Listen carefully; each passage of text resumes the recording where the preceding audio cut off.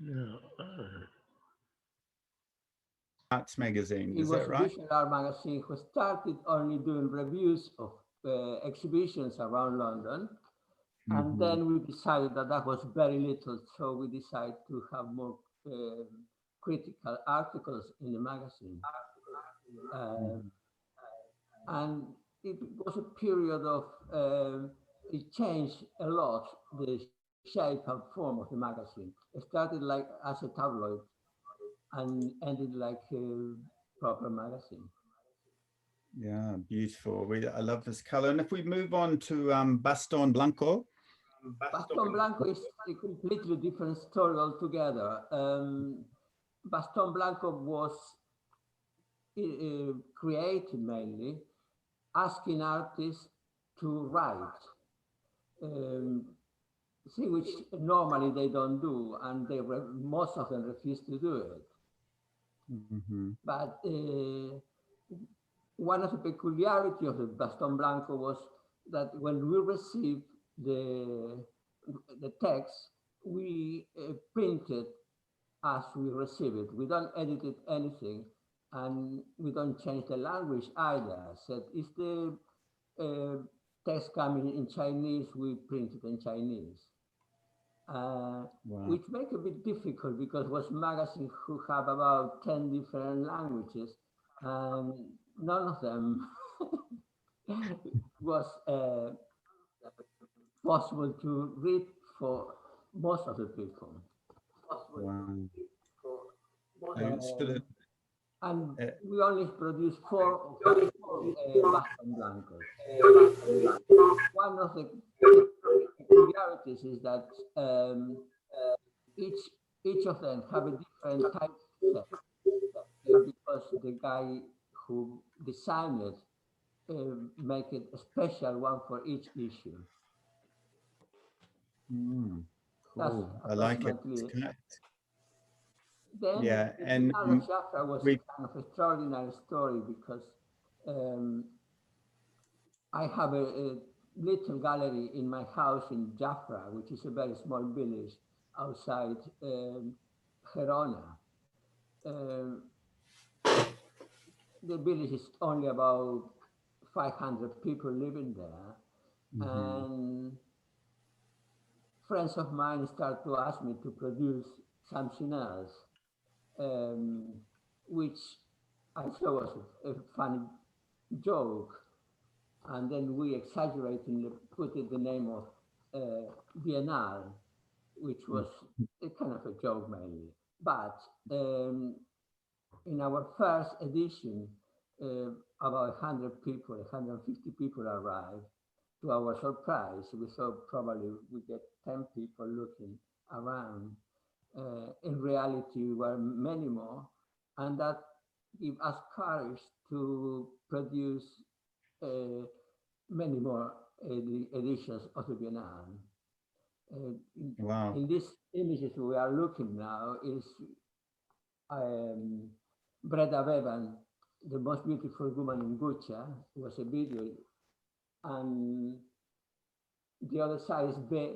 Turner, who produced this installation, who was very strange but extremely beautiful because in these two walls you can see it produce a kind of a tunnel image, a tunnel image, and you can see it from a distance, and then smoke arise around um, that image, and it was extremely beautiful.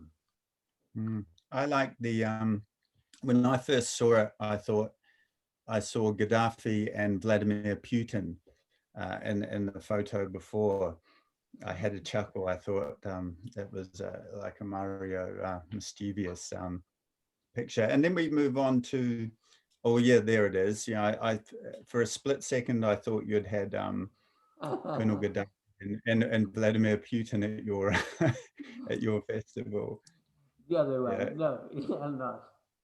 yeah, you wouldn't put it past you, would you, Mario? And if No. we move on to your, your first collection of short stories, Yes, that which we was would bring up.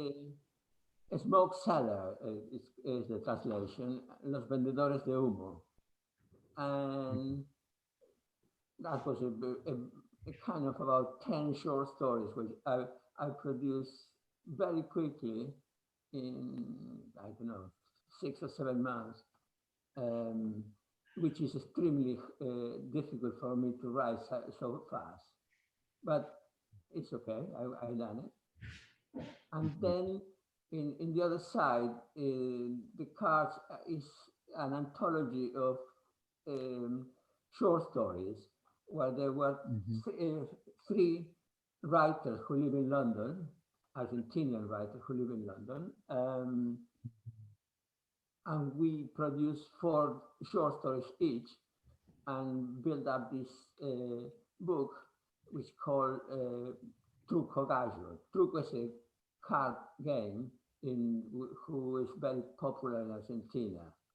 But Truco Gallo is a very complicated game because they only play three people, and at one point, uh, one of them play against the other two, and they change each time.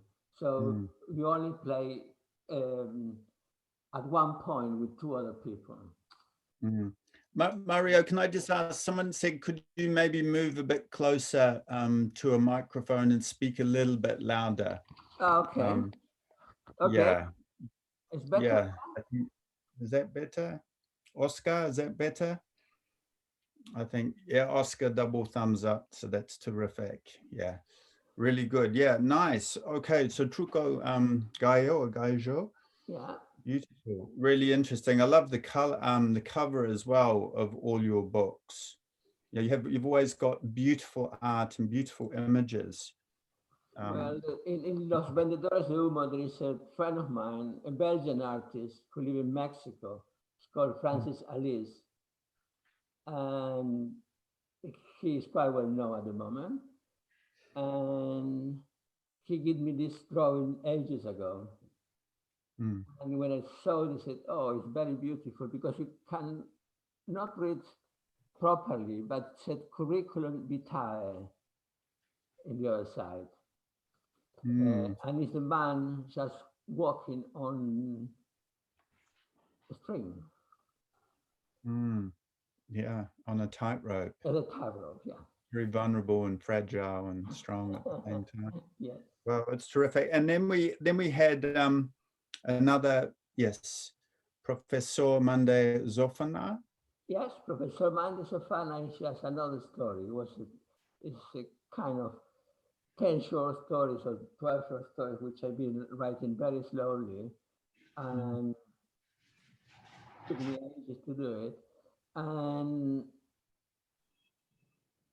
the title of the book um, arise because one day I went to Jaffa in winter and it was very cold and horrible.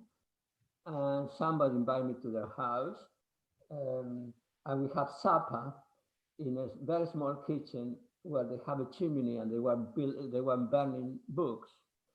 And the books they were burning, they were esoteric books, or if you wanted, who belonged to the mother of my friends. And they decide, well, nobody wants these books at the moment, so they just burn it. So I recuperate a few of them, like the history of the doubles, um, what to do with the gems, very strange books. And when I mm, come back to London, I went to the reading market, and there I saw a guy giving a card saying that he is a witch doctor and he cure you of anything and everything. mm. Sexual problems. If you want to wish to earn the lottery, you call him and he, and he made you to win the lottery. So Yeah, I decided to write Professor Monday Sofana. And right. the story And is the a bit absurd, but quite interesting to me. yeah, and the artwork again is, well, for me anyway, it's really striking. It's beautiful. Who are Ah, the artists? by the way, the drawing is done by my daughter, by Olivia. Right, right. Yeah, terrific. They're really beautiful. And then when we talk about you and your history, Yeah. there you go. Juan's so good at with his finger there, yeah. Museo de las Palabras. But El Museo de las Terrific Palabras title. was is a place in Jafra again, which Mhm. doesn't exist. Um, Jafra have a river and a canal.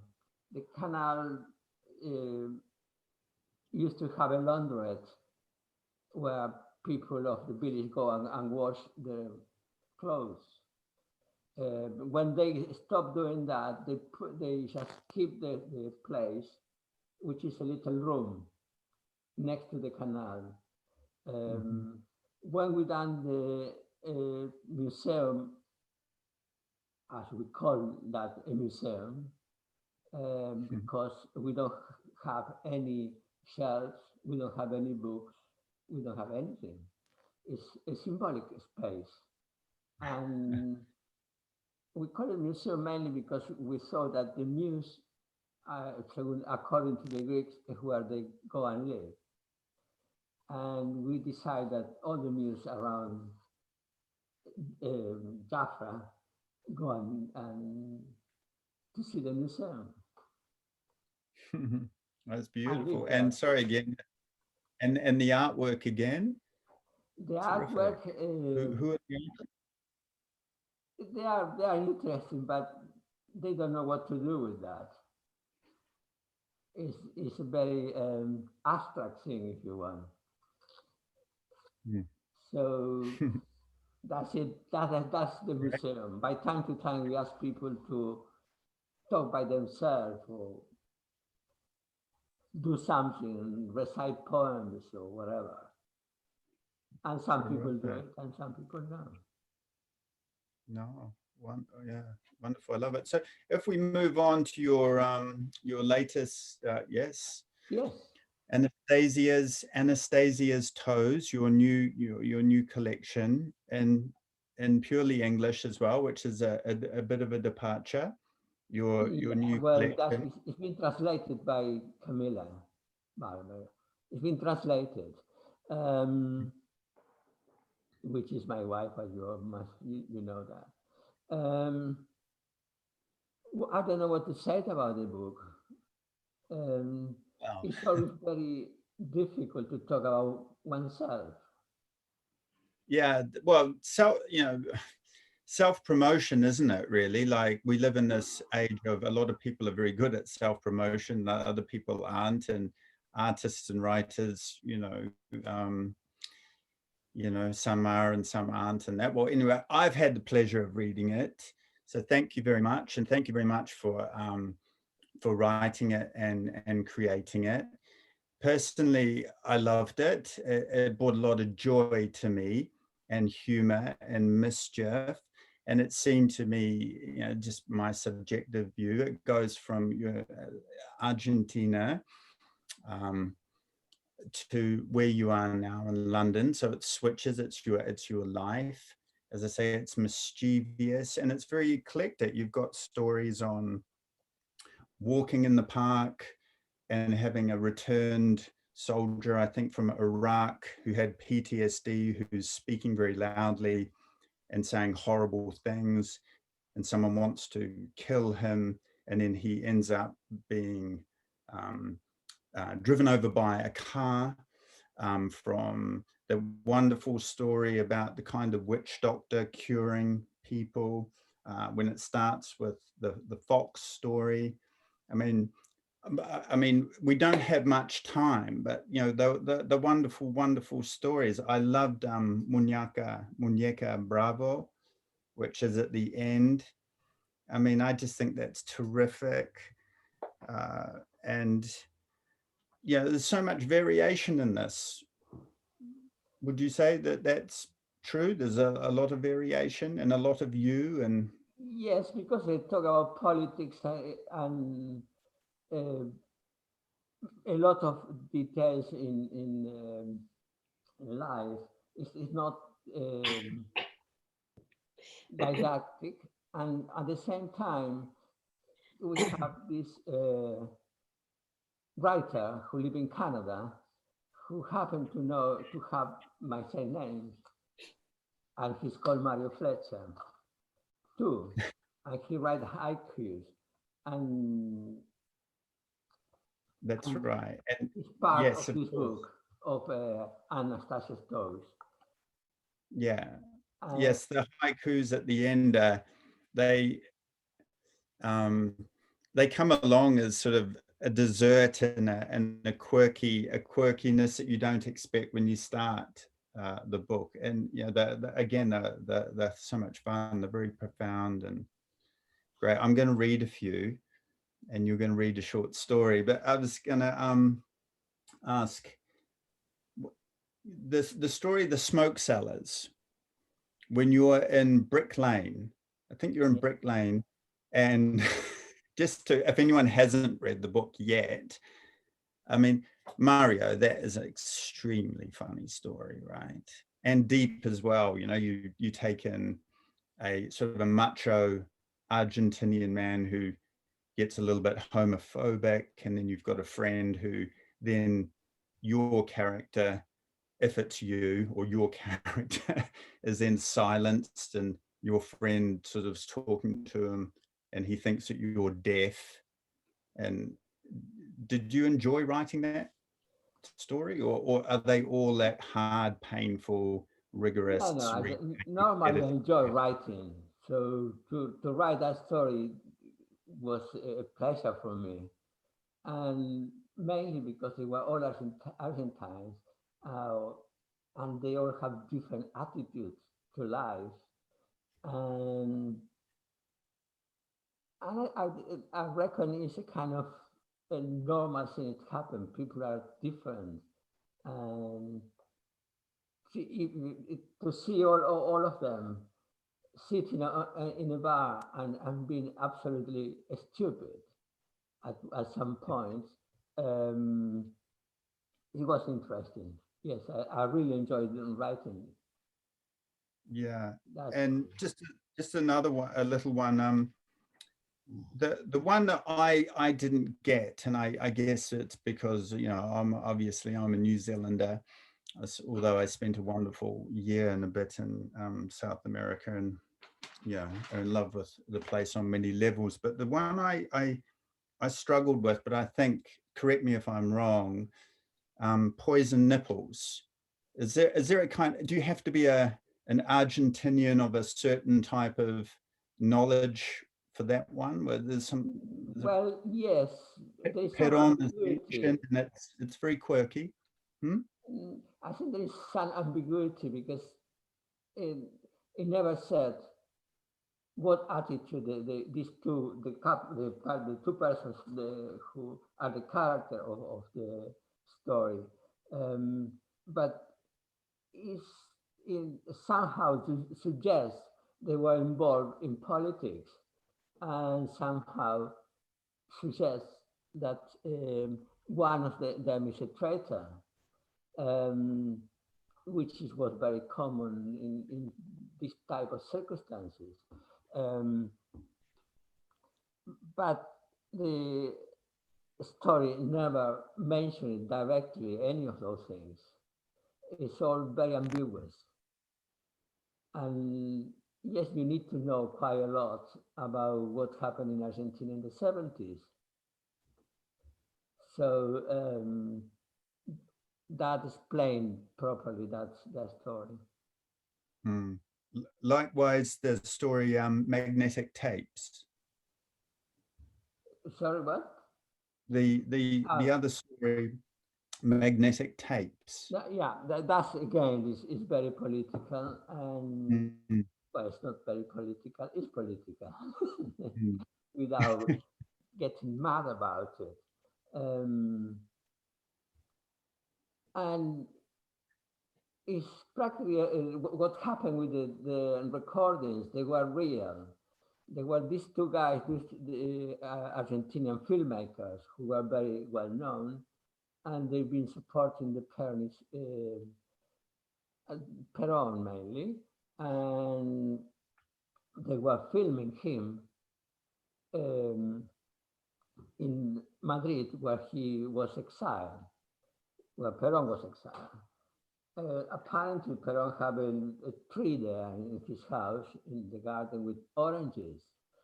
Um, and one of them um, became a bit silly, one of the filmmakers. And he was very bored of filming Peron and his talking. So he went to go away mainly. And but that's the start of the story.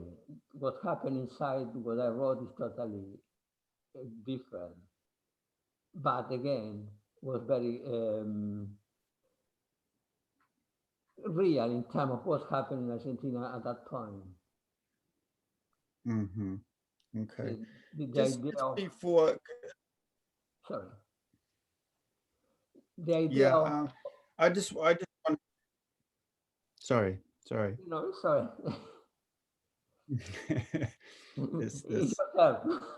Okay, okay. Yeah, no, I just wanted to say, on a personal note before, because I believe that you're going to read us a short Oh, story, yes, yes. and I'm going to read 5 of your haikus after that. But I just wanted to share with everyone, really. There was a lot of these stories that I read, and I take a long time to read what I think is often very beautiful words.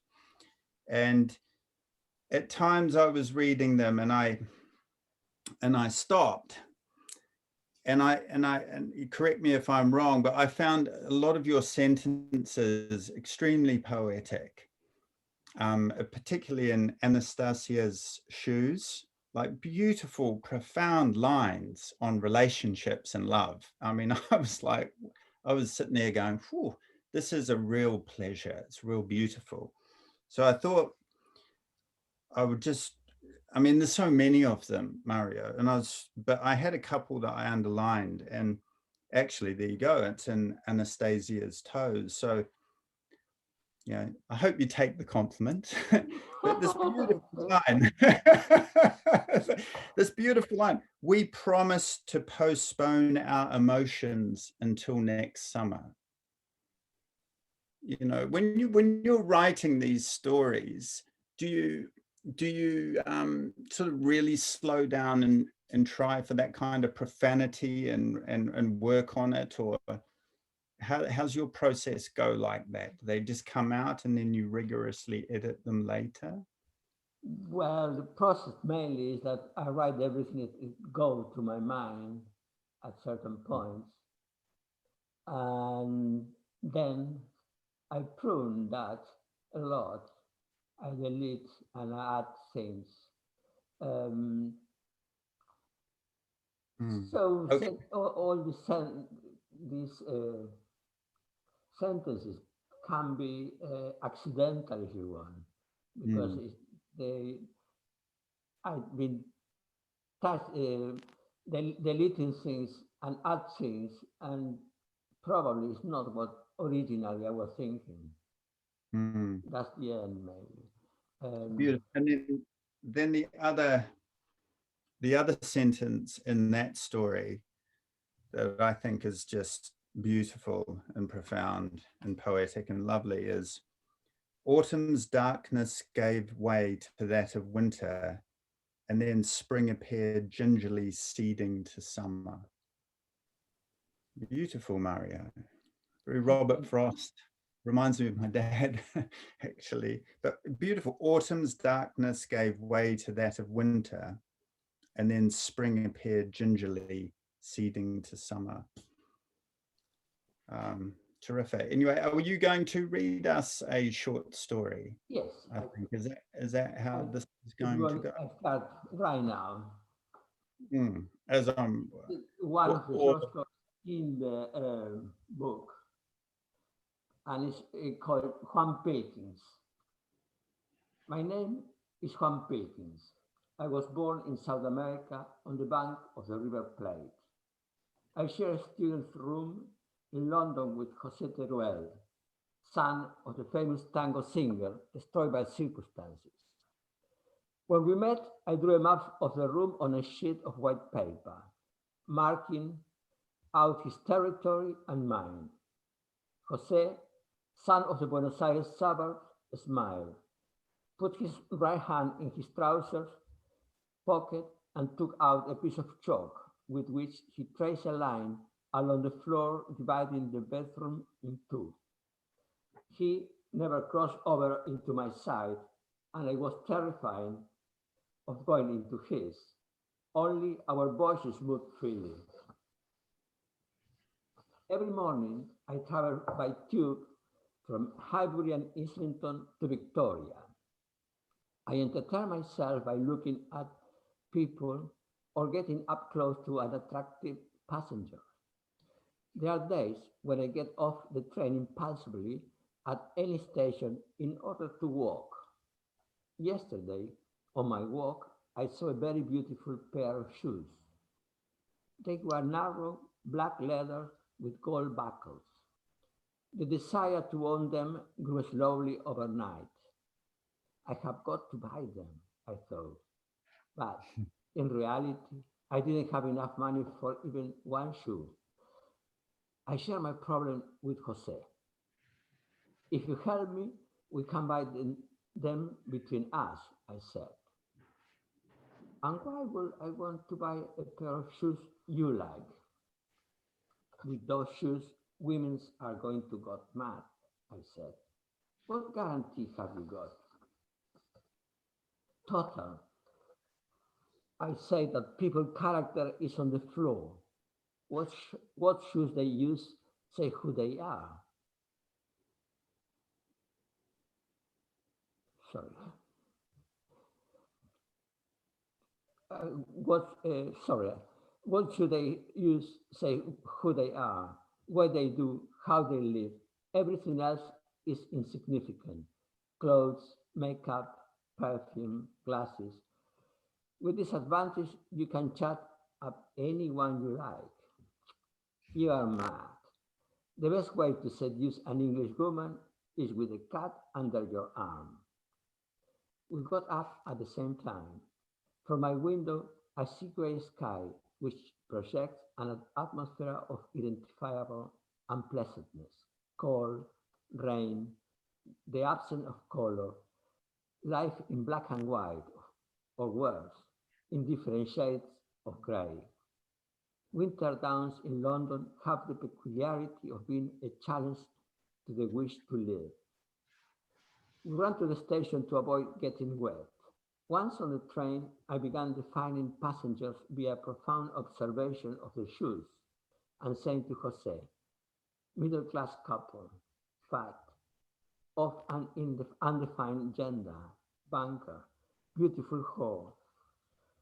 We got off at Green Park and unconvinced decided to buy the shoes. I will use them on Mondays, Wednesdays, and Fridays. He on Tuesday, Thursdays, and Saturdays, while on Sundays they have a rest. On Friday, I got on the tubes, sat down and crossed my leg, showing my new pair of shoes to the world. I hid behind the newspaper. I felt the heavy eyes of a beautiful woman looking at me. I quickly got off at Euston Station to confuse her. I knew it would be hard for her to recognize me again, as my shoes had been the only thing visible. On Saturday, Jose put on the black shoes with the gold buckle, and we left together to get the tube. I recognized the woman who had been observing me the day before and looked at her in the eyes and smiled to get her attention, but she completely ignored my efforts and kept looking at Jose's feet. We got off at Green Park. You were right, said Jose, and off he went with her. Thank you. Yeah, I like that one. That's called Juan Pilkings. Yes. Pilkings, yes. I thought when I read that, it made me laugh a lot, and I definitely thought of you. I definitely thought of you. Cool. Well, okay. So at the end of the book, thank you very much. There is haikus. Yeah, that's it's by my Haikus. doppelganger from Canada. Mm, yeah, you're the guy that writes the haikus is from Belo Horizonte. Yes, Correct my pronunciation, even though I've actually been through there. And Minas Gerais, that's the guy who writes these haikus. He's yes. been living in Alberta, Canada since 2001. He's published 5 poetry books, one of them a national prize, plus a collection of short stories from which have appeared in anthologies of contemporary Brazilian writing. Is this your shadow side, Mario, or It's my alter ego, doppelganger. or hmm? It's my doppelganger. Aha. Okay. Okay, so I'll read the last 5, and I hope they do you justice. So 2, 4. This one is called Windmill by your doppelganger. After all that is left is the sound of the air being cut by the windmill's blades.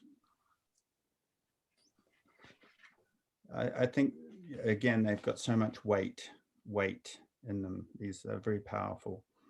Among stones, running among stones, a creek plays, music in my heart. Very nice. Scattered oracle. I lie on words like scattered cards of an oracle laid and never played, while the city runs awoken, laying its trades of lies. Next one, ashes fire. Like ashes awakening from a final sleep, a friendly wind blowing softly lights the fire underneath. Nice. And this one, eyes wide shut. Listen with eyes wide shut. Snowflakes dripping the sound in a dark street, mourning the day. And oh, so that was the last one. So your doppelganger writes haikus. Yes.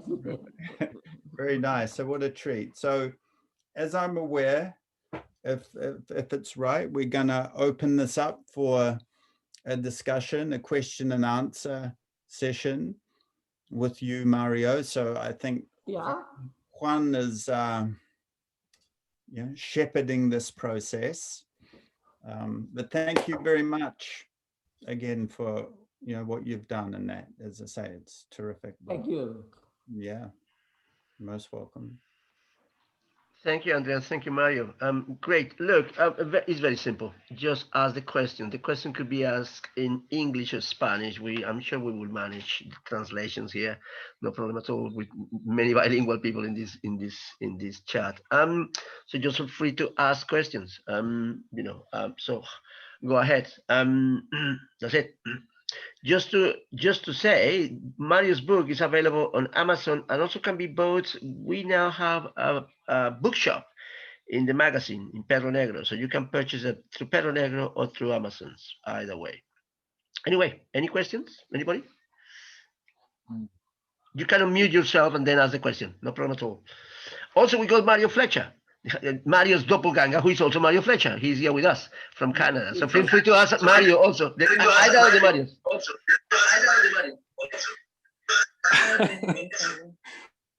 Hola. Hola. Hi.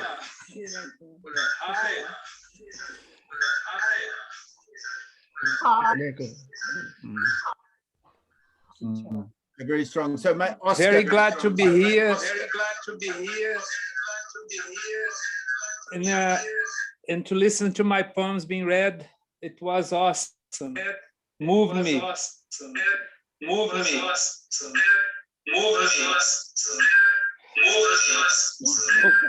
Turn up yours. Okay. One, I think Oscar Lots wants of to. echo. Can I actually, instead of asking a question, I could ring him tomorrow and ask him 300 questions. But since I have these people around, I'd like to make a comment to anybody who went to know. This week, sadly, have died a magnificent poet from Buenos Aires called Raúl Santana.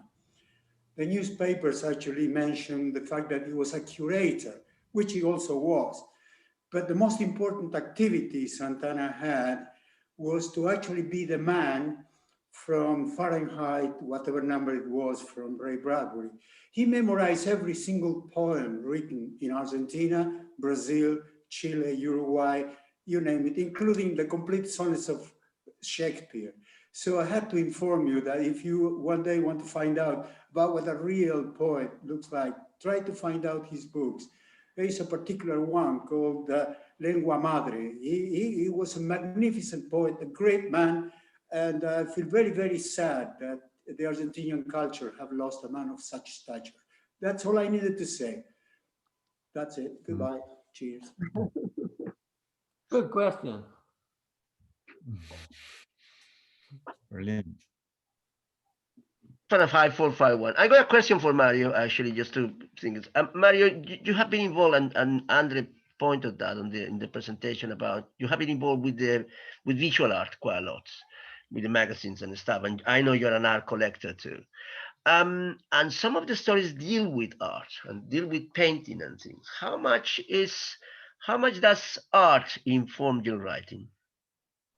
Well, I work with artists for a very long time. And so art informs whatever I do very much because I've been working with artists practically all my life. I have a gallery for many, many years in London. I did picture framing in London. So my relation with the arts are very close with visual art. Mm-hmm. Yeah. And some of the stories are about it's that element of doppelganger, dull people and even artists. It's also it's present in your short stories. There's a story about this person, a curator, organizing an exhibition of a famous, in inverted commas, really famous Uruguayan artist in Paris. Yes. Could you tell us about that story? Because I remember you mentioned at some point that there was an element of truth in that story. There was kind of, the beginning of that story of the idea started from a factual Yes, situation. there's somebody who done something quite similar to what I describe in the story,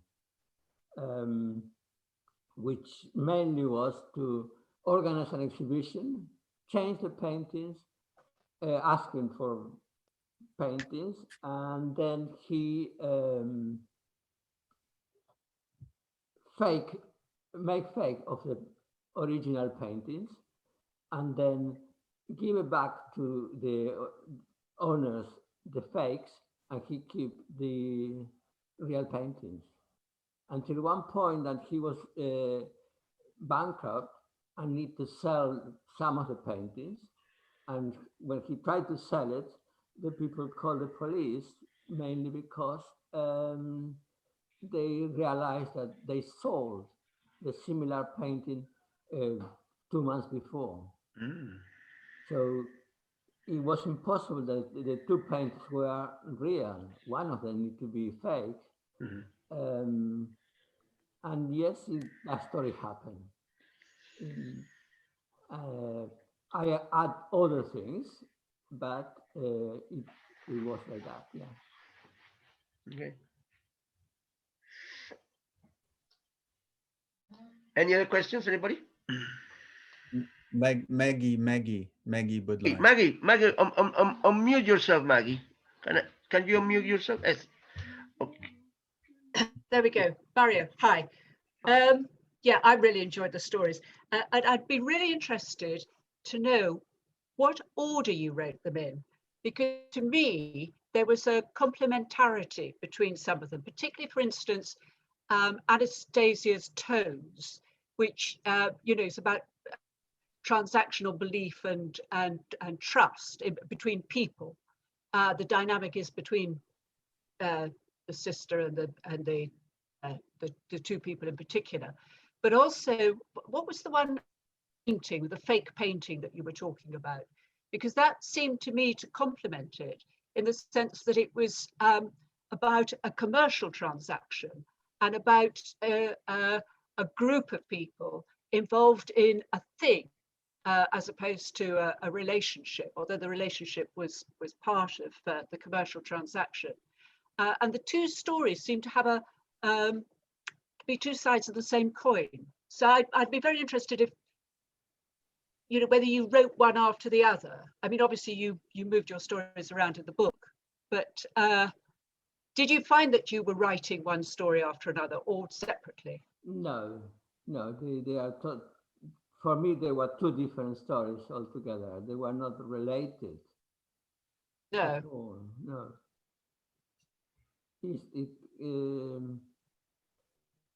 Perhaps it's because it's been writing in two different times. I don't really know, but I don't recognize that they were all one after the other, and they were related in some ways. That's it.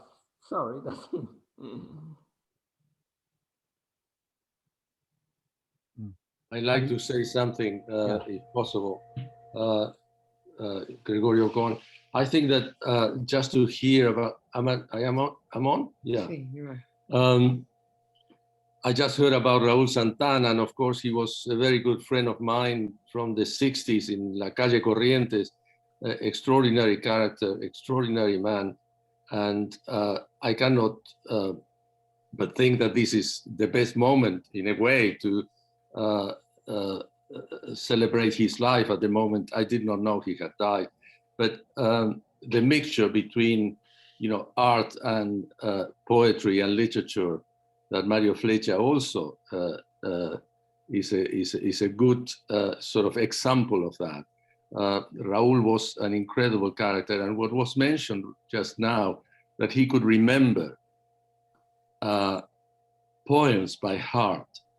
I spent many evenings in pizzerias and bares in La Calle Corrientes with him reciting incredible poems that you could not believe what he did. There was one other poet in Argentina, Armando Tejada Gomez, but he could remember his own poems. It was different. He could go on and on and on and on reciting.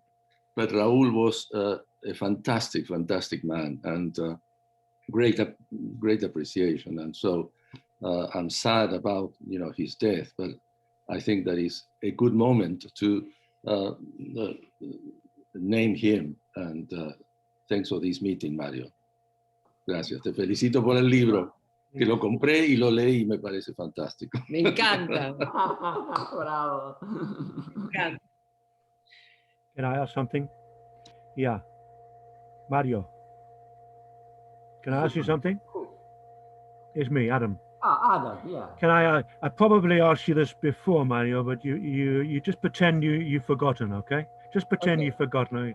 I'll ask it again. So, Jorge Luis Borges famously said he had a distrust of writing novels, but he was asked, why have you never written a novel? And he said, mi incorregible holgazanería. He was lazy, but he also said it's more easy, es más fácil vigilar un cuento. It's easier to, because it's he said writing a short story is more like, you have to be more precise, like writing a sonnet, and he liked that. Whereas the novel, you can, when you forget all the details, you have to go back and check again, and he couldn't cope with that. Have you ever been tempted to write a novel yourself? No. I think other thing Borges said about that is that why he went to write 200 words if he can do the same or say or mean the same with 10.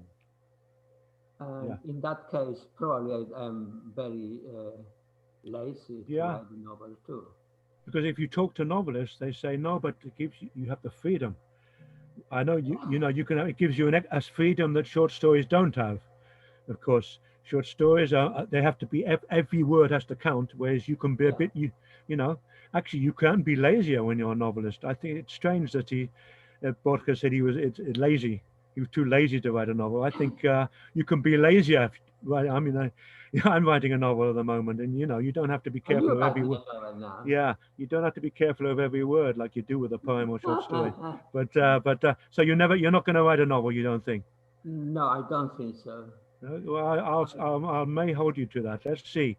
Yeah. Give you a few years and let's see, Mario. I wonder. Well, I doubt it. I wonder.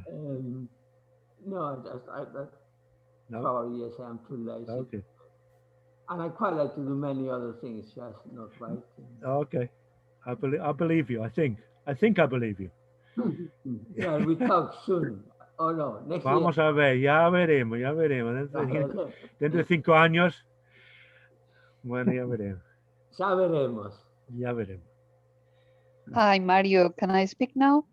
Yes. Well, Can I ask a question? Yes. Yeah, but It's Beatrice. yeah.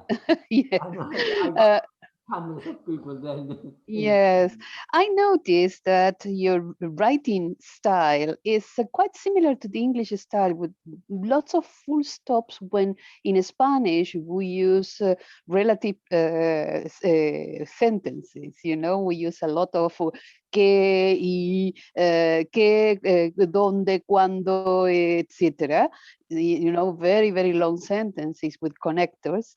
And your style is more English. Is that, how can I say this? Is that because of the translation? So this is that Camila's decision about the writing style, or is it you that write like that?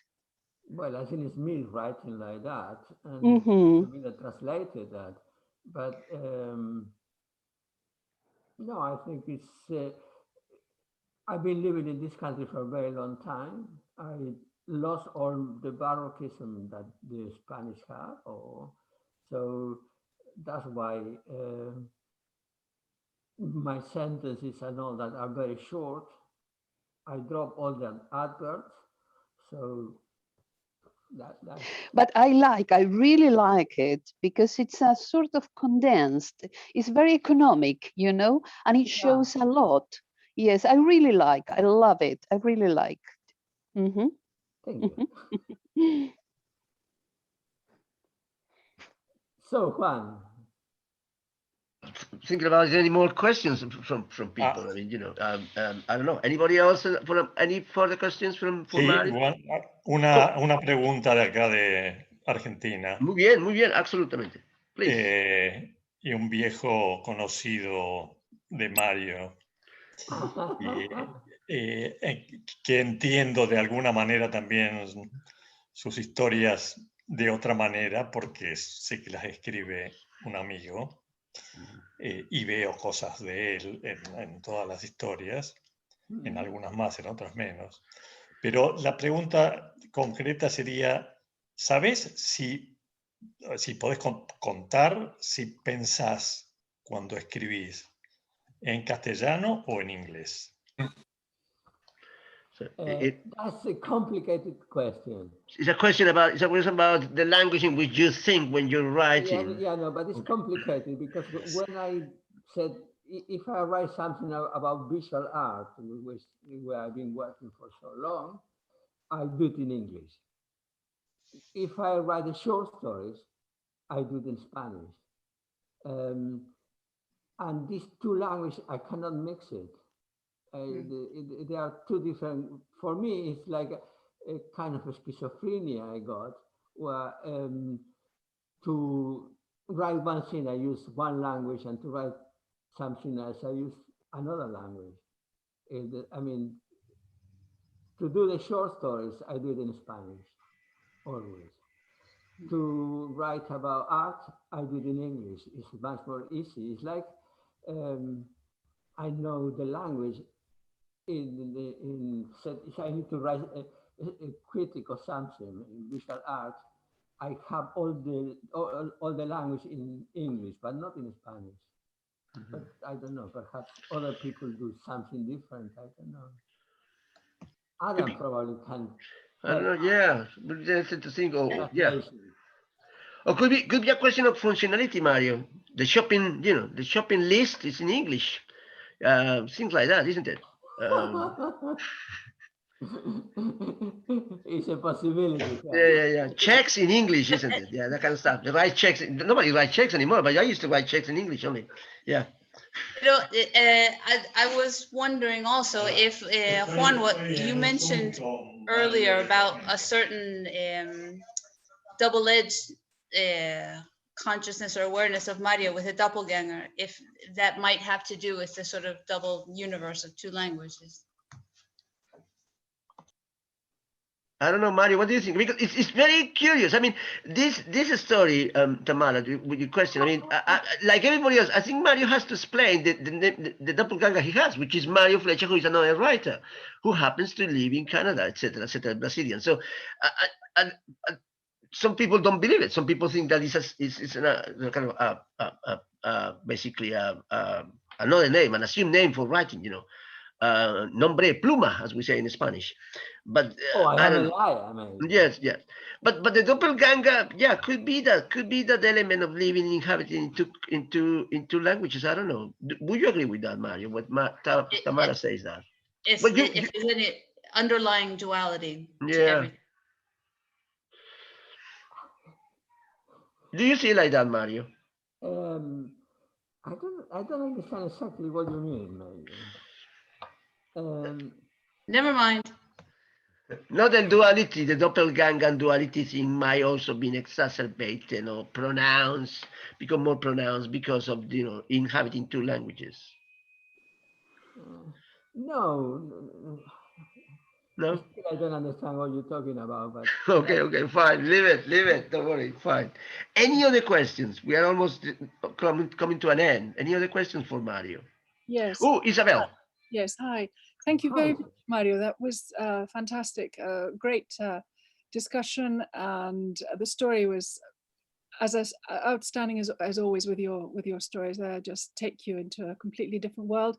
And perhaps talking about this duality, perhaps because I write in both languages as well, you're a different person when you're doing one thing and than when you're doing something else in a different story, in a different language. What I wanted to ask is, where do you go from here? What is your next project? It's not going to be a novel. We know that. You've made it very clear that you don't want to do a novel.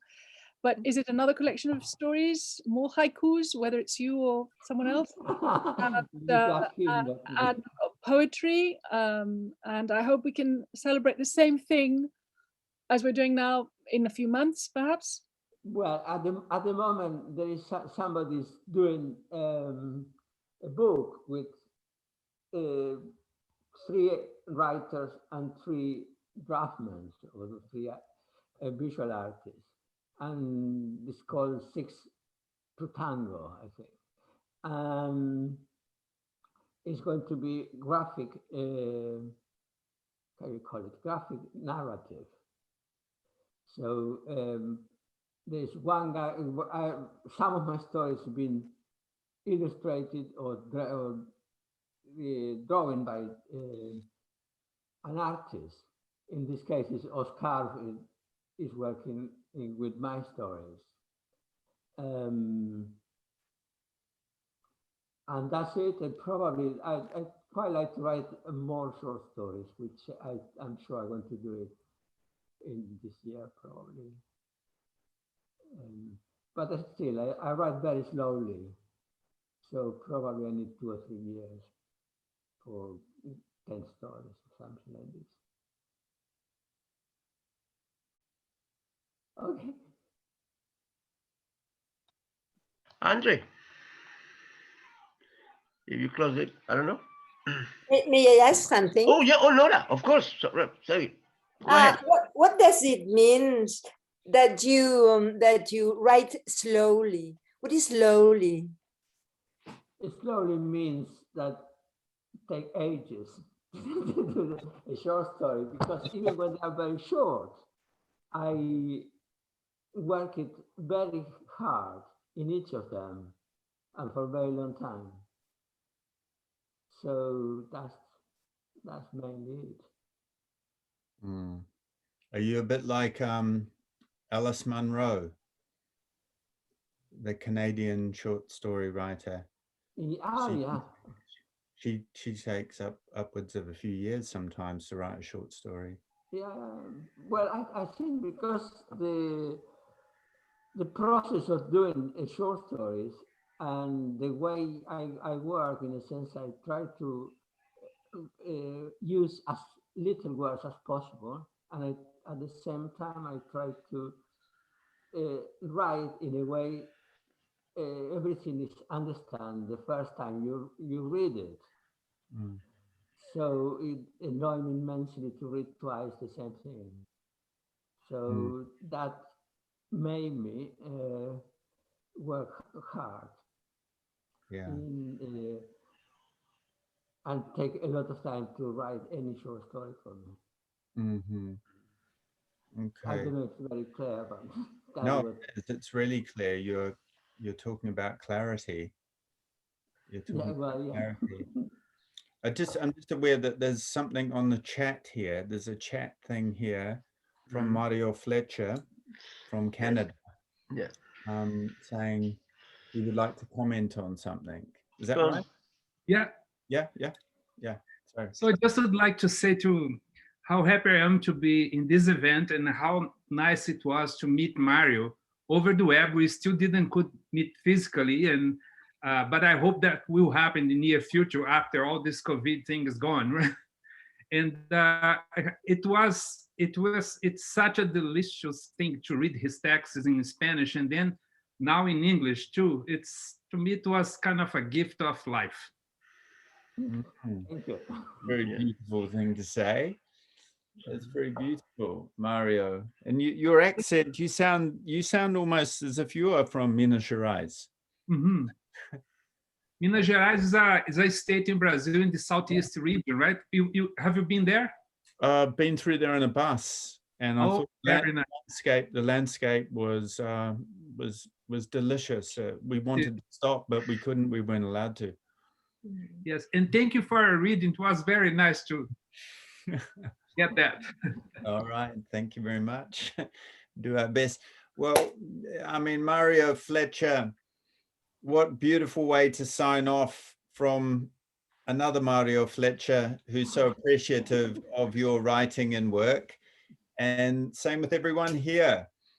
We're looking into screens, seeing this lovely collage of colorful people and backgrounds, and it mimics you and your prose and your book. So thank you very much. And thank you to the big MC, Juan Toledo, who, Revista Perro Negro, who is doing a marvelous job with this magazine, bilingual magazine. The website's terrific, Juan, the articles, and everyone else here. So, we're signing off. Do you have any last words yourself, Mario? A big thank you to everybody. I'd like to say thank you for inviting us, or me personally, but it's nice to connect with you, Mario. And we live not very far apart, actually, and I'm an artist, so there's lots of connections. And my parents named me after Ruben Dario, which I found out late in life, which is like a real. My parents were from Spain, from Bilbao and Portugalete, but I was born here in London. They were Spanish refugees in the Civil War, but when they were kids. Well, it is a small world, Ruben, because Adam has just finished a translation of Ruben Dario's poem in verse, in English. Oh, wow. In English. Okay. Yeah, you are. Oh, so right. Okay, I'll look out for it. That's Adam's book, which you. I'm reading kind of carefully at the moment. But yes, good. I'll look out for it. Yeah. But thank you everybody for coming, and thank you, Mario, for your thank time. You, thank you. No, thank you for attending. I hope you enjoyed. Yeah. Hopefully, we will have more of these. But thank you so much for being here with us. Excellent. Thank you. That was nice. Thanks, Mario. Thank you. Thank you. Cheers. Bye bye. Thank you. Bye everybody. Bye. Ciao. Bye. Bye, everybody. Bye. Bye. Bye, Simon. Bye, Patricia. Bye. ciao. Bye, ciao. Mario. Bye. Bye, ciao. Ciao, Bye. ciao, ciao. Ciao. Bye, bye, bye. Bye, bye. Bye. Hello. Bye. Don't want to go. I like this. Bye. Portugalete. I know Portugalete, Ruben. I know Portugalete. What about it? I know Portugalete. Oh, in do you? Bilbao. I used Yeah. to spend some time in Las Arenas. Oh, yeah, Las Arenas. Yeah. Algorta. There you go. Algorta. And, Algorta. yeah. I lived in Algorta. Did you? Wow. In the Basque, you mean in the Basque country? Yeah, el Puente Colgante. I would live there for a year.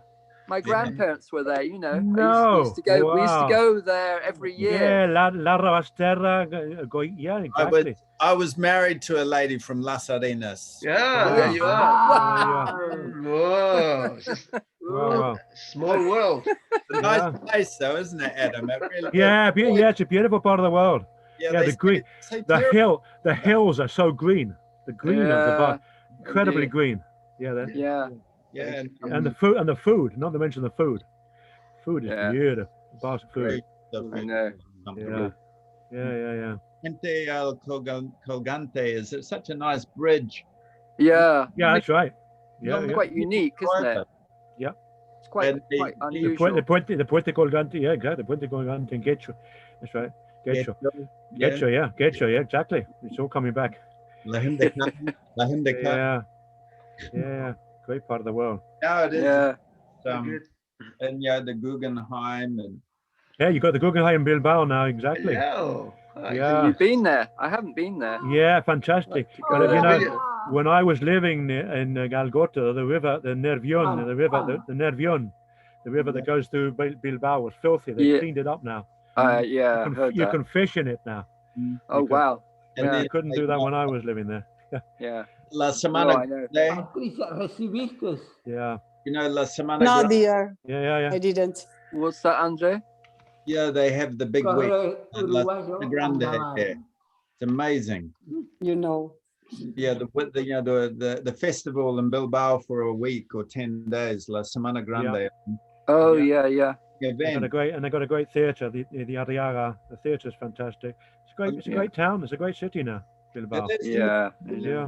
So when I first went there, he used to go, "Oh, this is a horrible place. The weather's crap. It's really great." And I was going, "What are you talking about? This is a beautiful city right on the beach. Yeah, the people. Yeah. They're nice. They're nice to people like me, a foreigner, and the food is too. Food is fantastic. The food, you just don't know. It's almost the best cuisine in the world. Yeah. You sit there at people's places and they serve you food and you just cannot give enough superlatives to it. And they look at you like you've come from another planet. Yeah. Well, you do in a way. It's New Zealand. Yeah.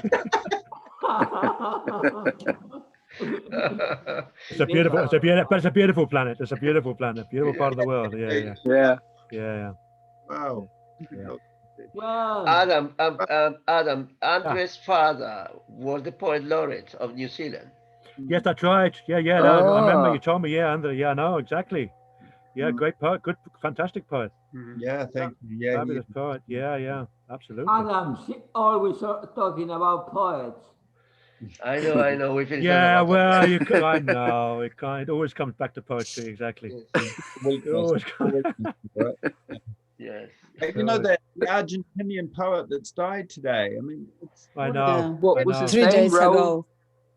Santana. He about- was the director of the Palais Glass and the Magba, and was an incredible person. I was very lucky knowing him a long time ago. Oh. Yeah, he was amazing person. Everybody calls him El Negro. Oh. Which is a very in a Argentinian. good way. In a good Yeah, way. I know. Yeah, in a good way. I know now we can't say that.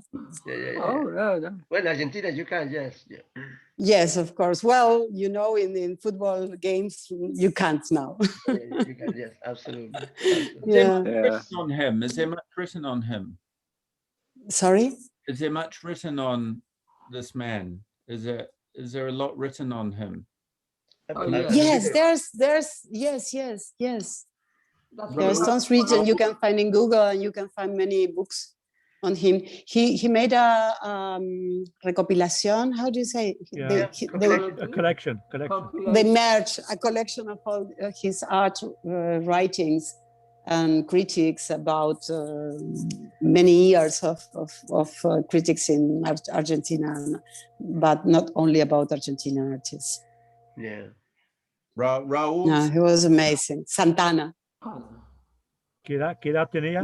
¿Cuántos años tenía? He born in the 40s, I think late 30s or early 40s maybe. Yeah. It was close to my mother age, so that's why I remember. Yeah. Okay. Mm-hmm. Where was he from? Buenos Aires or from the province? Yes, I think I don't. I'm not sure about it. I'm not sure about it. Yeah. So thank you so much. Thank it you was very much, so Mario. nice to see you. Sorry. I hope you can come soon, because now I'm not sure if I can travel so far. But I really invite everyone to go to Jafra and Purda when Mario and Camila and Olivia are there, because it's a completely different experience and an incredible, tiny, beautiful, ex-tiny, beautiful biennial. Yeah, so beautiful part of the world. Very, very nice. Very nice. Okay. Thank you so much, Juan. Bye-bye. No, thanks. Thank you for joining us. Thank you for joining us. Absolutely. Thank you very much. All. Okay. Bye-bye. Bye. See you soon, I hope. Bye. Bye-bye. Been a real pleasure. Okay. Fine. Thank you. I have to go to. Yeah, I'm going to close off too. Thank you very much, guys. Thank you very much. Thank you, Adam. Thank you, Ruben. Thank you, Andre. All right. All the Thank best you, Mario. to all of you. Bye-bye. Everyone. Nice to see you, Adam. Ciao. Thank you. Ciao. Bye-bye. Bye, guys. Bye. Bye, Mario. Bye, Mario. Felicidades. We go for Gracias. Yeah. Todo bien, ¿no? Ciao. Yeah. No, absolutely. Very good. Okay. Excellent. Ciao. Nos vemos. Bye. Thank you. Ciao. Thank you. Bye. I'm going to stop recording. Thank you.